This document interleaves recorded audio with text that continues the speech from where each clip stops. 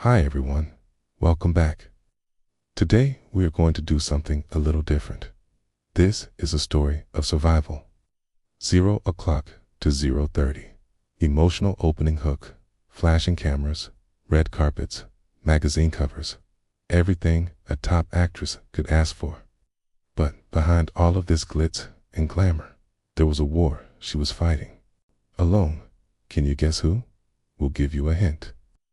This is her blank stare, lost in some deep thoughts. Maybe a flashback to when she, too, was a victim of societal pressures. Let me introduce you to the silent struggle of Bollywood's golden girl. Ready? Let's begin. 0:32, 2 o'clock.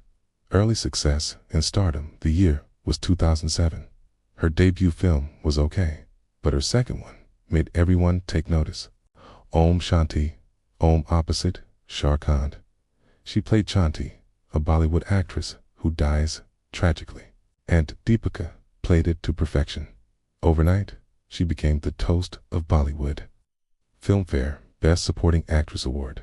She was flooded with offers. Her wax figure was unveiled at Madame Tussauds.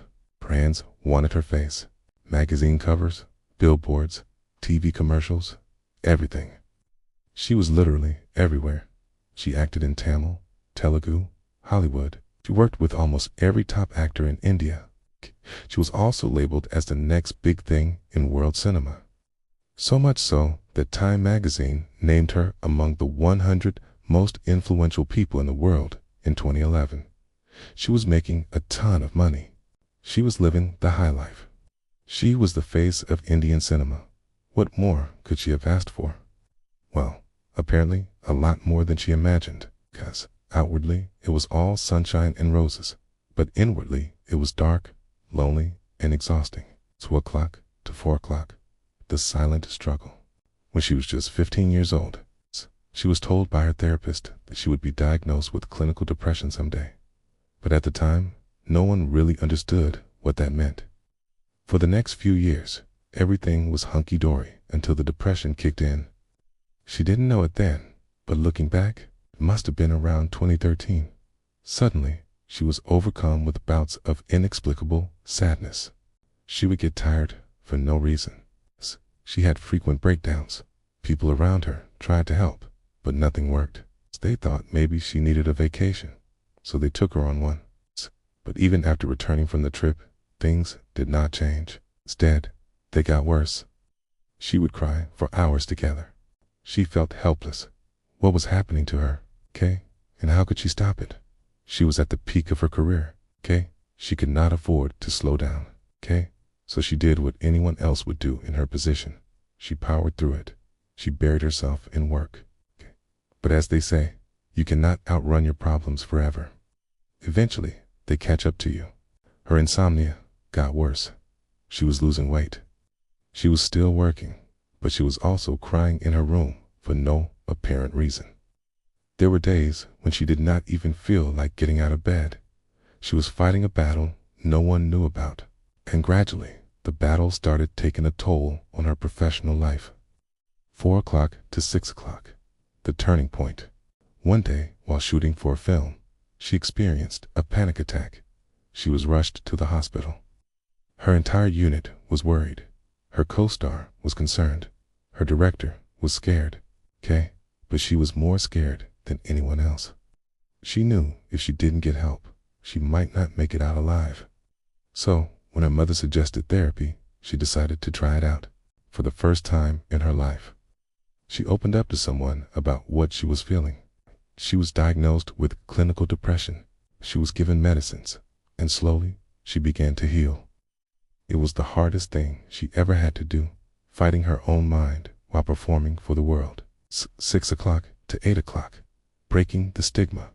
In 2015, she went public with her battle with depression. Quit was groundbreaking. Quit cool. People could not believe that someone as privileged and seemingly happy as Deepika could be depressed. Quit. See, she spoke about it at an event. She said, "I had everything, but I felt empty." She wanted to help other women who were suffering silently. So she launched the Live Love Laugh Foundation. She became a beacon of hope for millions of Indians who suffered from mental health issues. But not everyone was supportive. People judged her. They questioned her. They said she was overreacting. Some said she was doing it for publicity. Some said she was lying. She stood tall despite all the hate. She knew she had done the right thing. She had broken the silence around mental health, and that in itself was a victory. 8 o'clock to 10 o'clock. Personal growth and resilience thereafter. She became more vocal about mental health issues. She continued to act in meaningful films like Chapak, where she played Malti, an acid attack survivor. In real life, she was an acid attack survivor. In the film, she fought for her rights.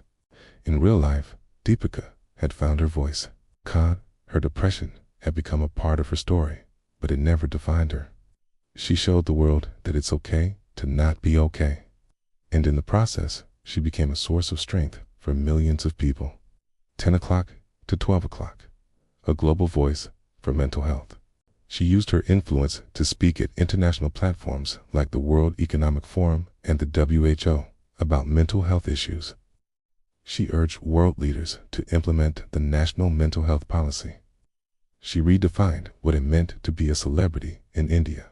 She showed that they're also vulnerable, also human. They also heal. And finally, here's what she wants you to remember. Depression is not weakness. Speaking up is not shameful. You are not alone. We hope you liked the story. Thank you for watching. Bye.